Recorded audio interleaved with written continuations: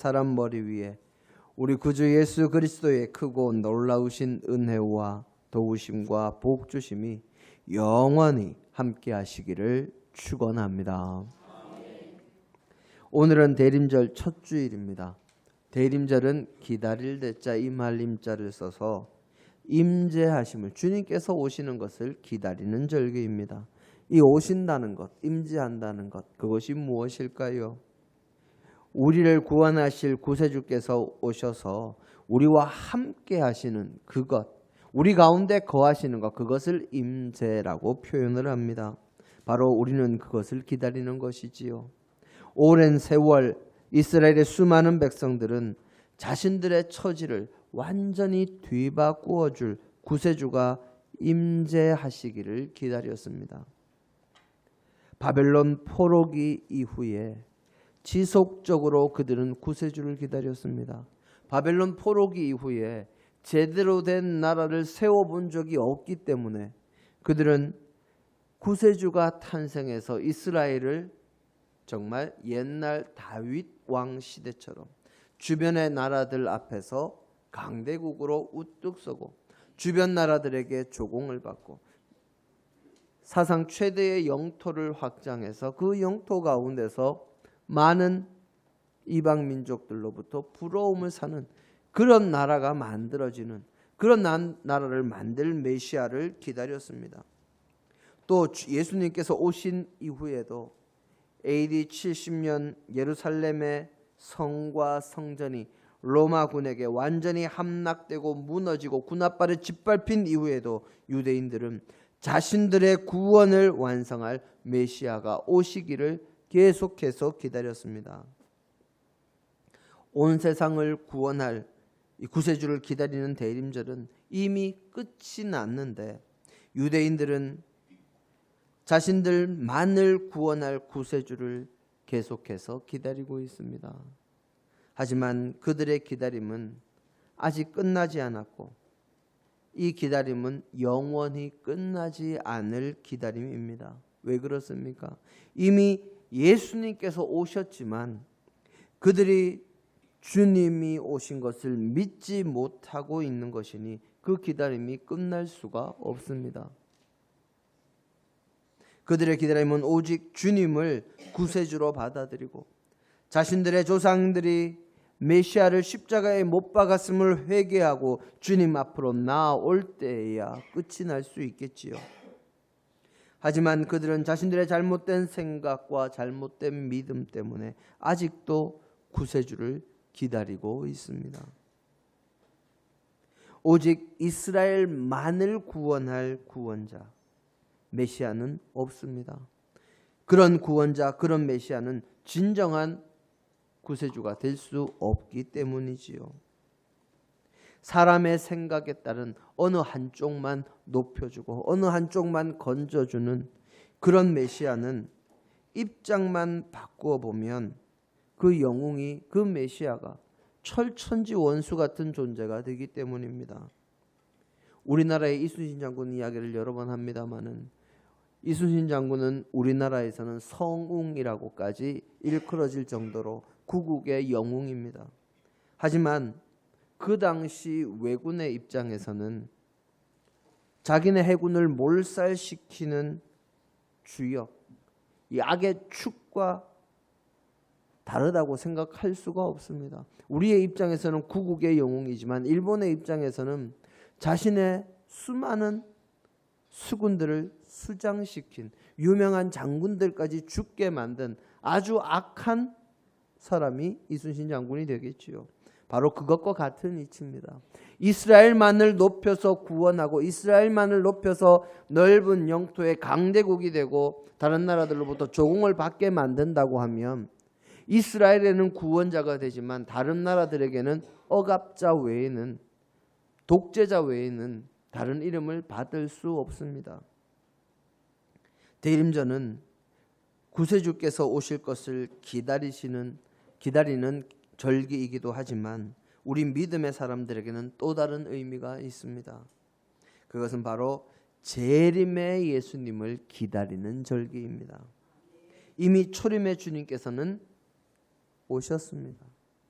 그리고 그것을 기념하는 대림절이면서도 우리 믿음의 사람들에게는 주님께서 다시 오실 때까지 주님의 재림을 기다리며 자신의 사명을 감당해야 하기에, 또 주님께서 오셔야 우리의 기다림이 끝나고 우리의 사명이 끝나고 영원한 천국에서 주님과 함께 지낼 날들이 시작되기 때문에 우리의 모든 수고와 슬픔과 눈물이 지나가고 우리에게 오직 기쁨과 감사와 찬양만이 넘칠 그날은 오직 초림으로 성탄의 아기의 모습으로 오셨다가 죽으시고 부활하시고 하늘에 가셨다가 다시 오실 그 주님의 오실 그날에야 그 모든 감사와 찬양이 시작될 것이기 때문에 주님의 재림을 기다리는 믿음의 사람들에게는 어찌 보면 1년 내내가 대림절입니다.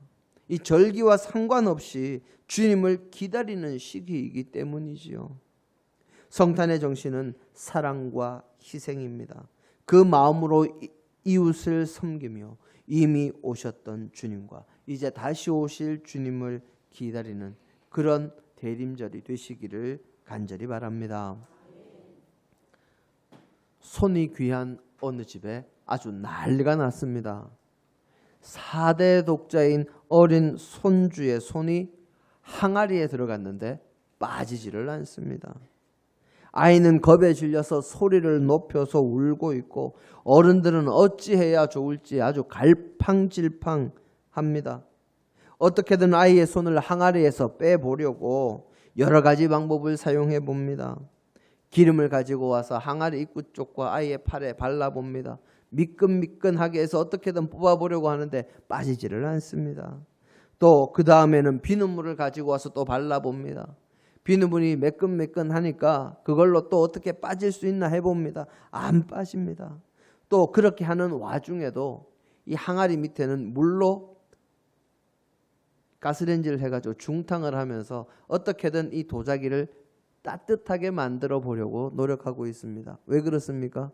따뜻하게 만들면 부피가 커지니까. 그래서 또 이걸 아이 손이 빠질 수 있을까 싶어서 밑에서는 물로 중탕으로 끓이고 위에는 비눗물도 붓고 기름도 넣어보고 별의별 일을 다 해봅니다. 온갖 지식과 이 지혜와 방법을 강구해도 아이의 손이 빠지지를 않습니다. 한참을 여러 가지 방법을 동원해도 아이의 손이 빠지지를 않습니다. 아이는 목소리를 높여서 울다가 이제는 얼굴이 파랗게 그냥 질려갑니다. 아주 자지러지고 있습니다. 세상의 그 어떤 보물도 4대 독자 손주의 팔보다는 중요하지 않으니 대대로 내려오는 이 가보인 청자 항아리지만 손주의 팔을 꺼내기 위해서 할아버지가 결단을 내립니다. 눈을 질끈 감고 막대기로 항아리를 해서 깼습니다.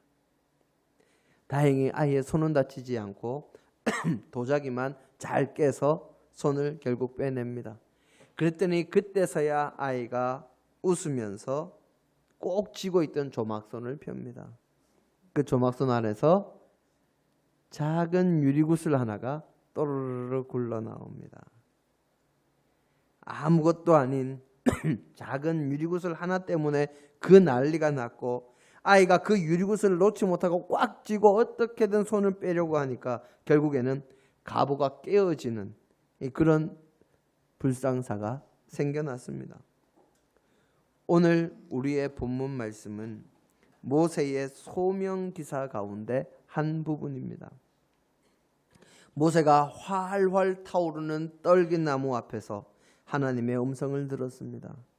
하지만 이스라엘 백성이 모세를 거부하면 어떻게 하느냐고, 하나님께서 모세에게 나타나지 않았다고 그렇게 이야기하면 어떻게 하느냐고 모세가 하나님께 되물었습니다. 그때 하나님께서 모세에게 말씀하십니다. 내 손에 있는 것이 무엇이냐? 네가 무엇을 가지고 있느냐? 모세가 지팡이입니다 하고 대답을 합니다. 그 대답에 하나님께서 말씀하시기를 그것을 땅에 던지라, 그렇게 말씀하십니다. 모세의 지팡이가 무엇입니까? 그 지팡이는 모세가 아주 의지하는 지팡이입니다.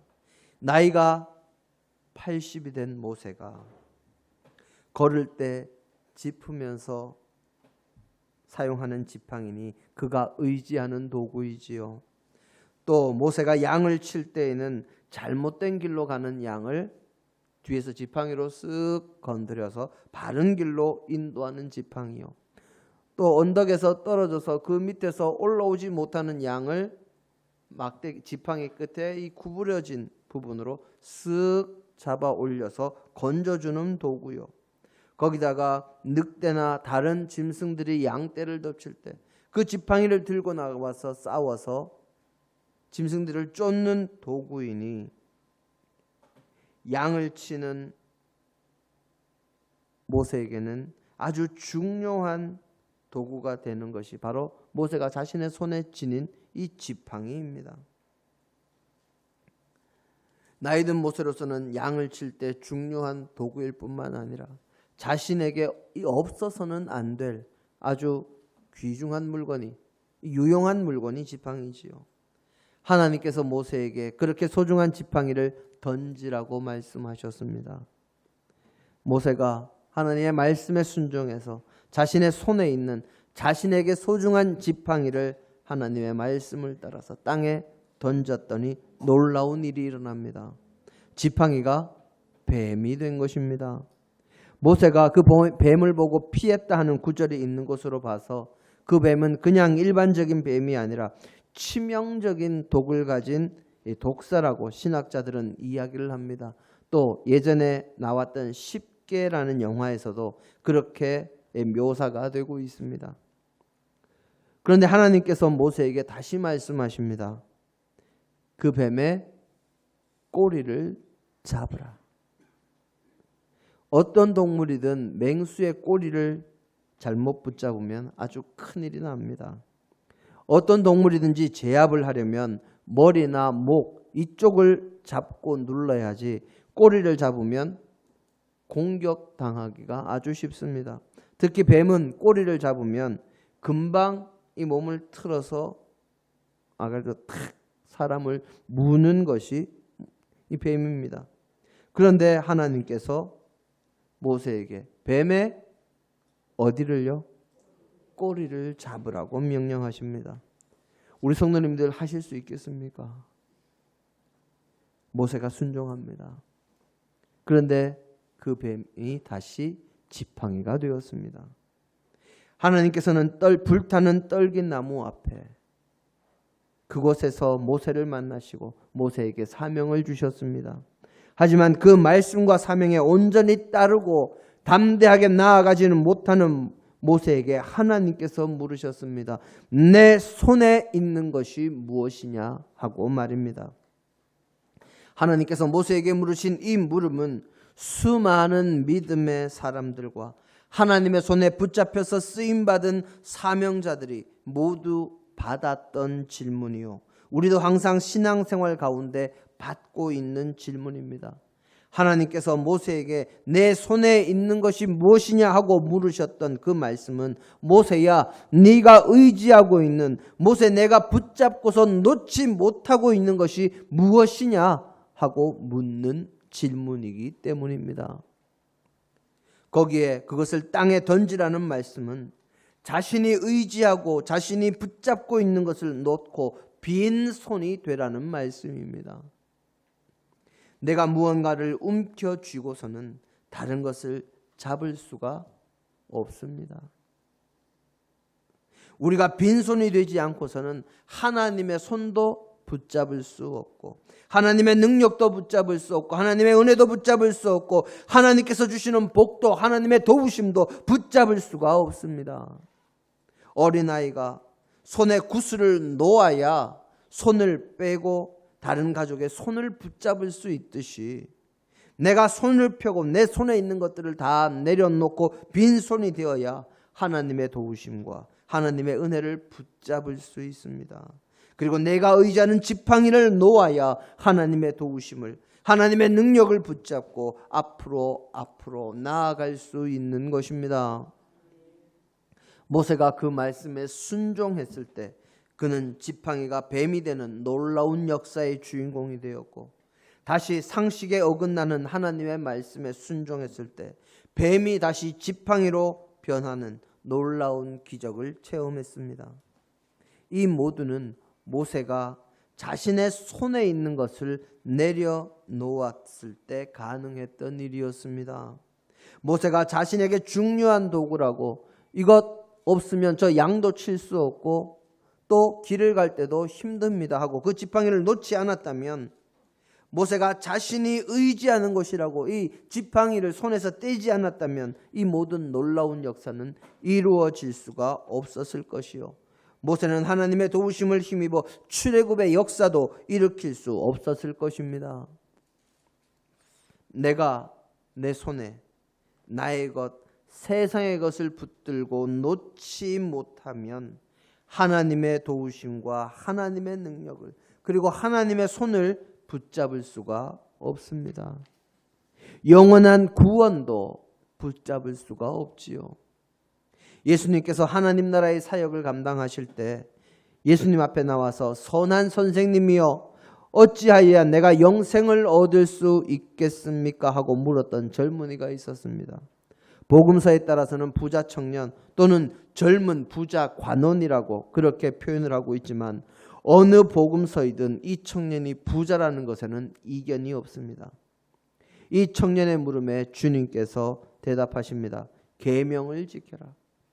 이 청년이 주님의 말씀에 자신은 어려서부터 모든 계명을 지켰는데 부족한 것이 없겠습니까? 하고 묻습니다. 이 물음에 주님께서 이 청년을 사랑스럽게 바라보시며 대답하십니다.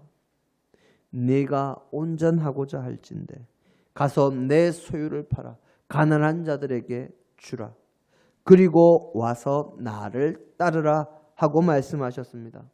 그때 이 청년은 자신이 가진 재물이 심이 많아서 근심하며 돌아갔다고 복음서들은 증언하고 있습니다.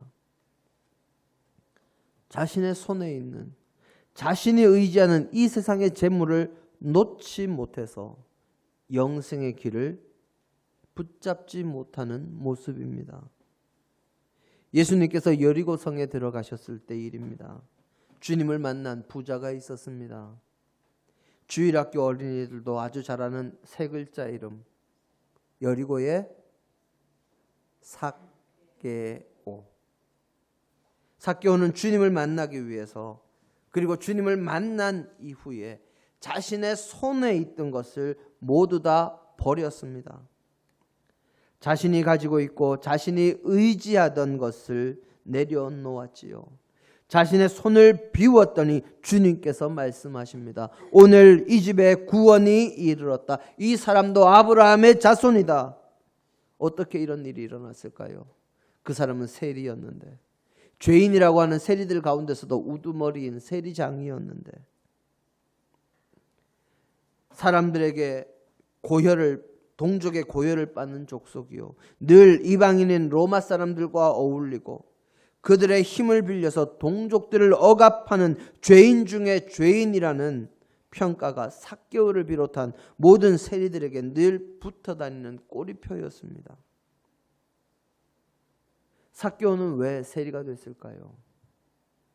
삭개오가 어떻게 세리가 되었는지, 무슨 이유로 세리가 되었는지는 성경에 기록된 바는 없습니다. 하지만 우리가 한 가지 분명하게 알 수 있는 것은 삭개오는 자신의 힘이 아니라 로마 제국의 힘을 빌려서 돈과 권력을 쥐게 되었고, 그것을 유지하기 위해서 세리장의 자리를 버리지 않았다 하는 것입니다.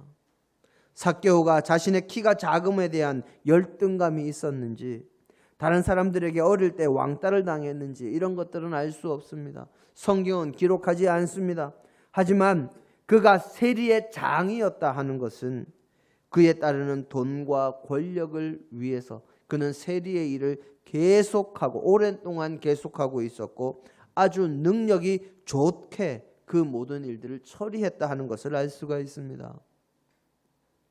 그런 삭개오가 주님을 만나기 위해서 어떻게 했습니까? 나무 위에 올라갔습니다. 보통 나무 위에는 누가 올라갑니까? 아이들도 있지만 또 나무 열매를 따기 위해서 나무의 주인이나 또는 나무를 따는 나무에 있는 열매를 따기 위한 품꾼들이 나무에 올라갑니다. 또 나무에 올라가는 사람들이 말씀하신 것처럼 아이들입니다. 동네에서 아이들이 자기들끼리 놀 때나 나무에 올라가지 이 어른들은 특별한 일이 없으면 나무에 올라갈 일이 없습니다. 올라가지를 않죠. 어린아이들이 올라가는 그 나무에 올라가는 것, 체면을 구기는 일입니다. 삭개오는 세리의 장이었습니다. 어디든 한 단체의 장이라 하는 것은 체면이 어느 정도 살려지는, 다른 사람 앞에서는 체면을 고려해서 움직여야 하는 그런 자리입니다. 그런데 그런 자신의 체면을 내려놓고 주님을 만나기 위해서 어린아이처럼 나무 위로 올라갔습니다. 주님께서는 그런 그의 열심을 보시고 그런 그의 빈 손을 보시고 그의 손을 잡으시사 오늘 내가 너의 집에 유하여야겠다 하고 그의 손을 붙잡으시고 그의 집으로 들어가십니다. 거기에 그의 집에서 주님을 위한 만찬이 열렸을 때 삭개오는 기쁜 마음으로 주님 앞에서 선언합니다. 자신의 재산의 절반을 가난한 자들에게 주겠다고, 자신이 누구를 속여서 빼앗거나 강제로 빼앗은 물건이 있다면 율법대로 4배로 갚아주겠다고, 자신이 동족들에게 죄인이라는 손가락질을 받으면서도 손에서 놓지 않았던 것이 재물이요, 그 재물을 얻기 위해서 자기가 꼭 붙들고 있던 것이 또한 세리의 자리였습니다. 그 무엇보다 재물을 의지하던 삭개오가, 그 무엇보다 재물을 꽉 움켜쥐고 있던 그 삭개오가 그 모든 것을 내려놓겠다 선언하자 주님께서는 그의 빈손을 잡아주시고 그의 손에 구원을 놓아 주셨습니다. 삭개오는 이스라엘의 모든 백성들에게 죄인이라 손가락질 받으며 상종하기도 싫어하던 사람이었고, 부자 청년은, 이 부자 청년 관원은 이스라엘의 모든 사람들에게 칭송을 받으며 율법을 잘 지키던 사람이었습니다. 그런 그들을 놓고 비교했을 때 인간적인 관점에서는 삭개오가 아니라 부자 청년이 주님의 인정을 받고 하나님의 은혜와 구원에 들어가는 것이 더 합당해 보입니다. 하지만 구원을 염원하던 부자 청년은 주님의 말씀에 근심하며 돌아갔고, 재물을 네 손에서 놓으라는 그 말씀에 근심하며 돌아갔고, 그저 자신의 모든 것을 내려놓고 주님만 바라본 삭개오는 주님께서 주시는 구원의 선포와 함께 주님의 기쁨의 잔치 자리를 즐기는 사람이요, 구원의 기쁨을 누리는 사람이 되었습니다. 삭개오와 부자 청년의 차이는 어디서 왔을까요? 내 손에 들어있는 것을 놓느냐 놓지 못하느냐의 차이에서 왔습니다. 부자 청년은 하나님을 믿고 주님을 의지하며 구원, 영원한 생명을 얻고자 했지만 자신의 손에 쥐고 있는 재물을 놓지 못함으로 주님께서 주시는 구원을, 영원한 생명을 받지 못하고 근심하며 돌아갔고, 삭개오는 자신이 쥐고 있던 체면이나 재물을 온전히 내려놓음으로 주님께서 주시는 은혜와 구원을 온전히 받아서 손에 쥘 수 있는 사람이 되었습니다. 사랑하는 성도 여러분, 여러분의 손에 여러분들이 쥐고 있는 것은 무엇입니까? 손에 쥐고 있다는 것은 단순히 내 눈에 보이는 손에 무엇을 쥐고 있느냐 하는 것이 아닙니다. 그것은 내가 의지하는 것, 내가 소중히 여기는 것, 내가 가지고 싶어서 갈망하는 것, 이 모든 것을 포함하는 말이지요. 내가 가지고 싶어하는 것, 내가 소중히 여기는 것, 내가 의지하는 것, 바로 내 손에 있는 그 모든 것이 하나님의 것이 아니라면 미련 없이 다 내려놓으시기를 바랍니다. 하나님의 능력과 하나님의 도우심과 하나님의 은혜와 복주심과 구원의 은총은 내 손이 비어 있지 않으면 거머쥘 수가 없습니다. 내 손이 빈손이 되어야 하나님의 능력의 손을 붙잡을 수 있고 하나님의 은혜로 구원을 받을 수 있습니다. 아이가 손에 있는 구슬을 놓아야 손을 뺄 수 있는 것처럼, 그럼에도 그 손에 구슬을 놓지 못해서 문제가 해결되지 않고서 결국 항아리를 깨고서야 문제가 해결되는 것처럼, 우리의 손에 우리가 가지고 있는 것을 우리가 놓지 않는다면 문제는 해결될 수가 없습니다. 손을 비울 때 문제가 해결되고 하나님의 능력도 하나님의 도우심도 하나님의 은혜도 받을 수 있고 우리를 향해 내미시는 하나님의 그 손도 우리가 붙잡을 수 있습니다. 이 자리에 함께한 모든 성도님들이 세상의 것을 내려놓고 내 지식, 내가 의지하는 것 내려놓고 하나님의 말씀, 하나님의 손을 붙잡음으로 모세처럼 쓰임받는 놀라운 역사의 주인공이 되시기를 바랍니다. 그리고 성탄의 주님은 무언가 가득 들어차 있는 구유에 오시는 분이 아니라 비어있는 구유에 오시는 분입니다.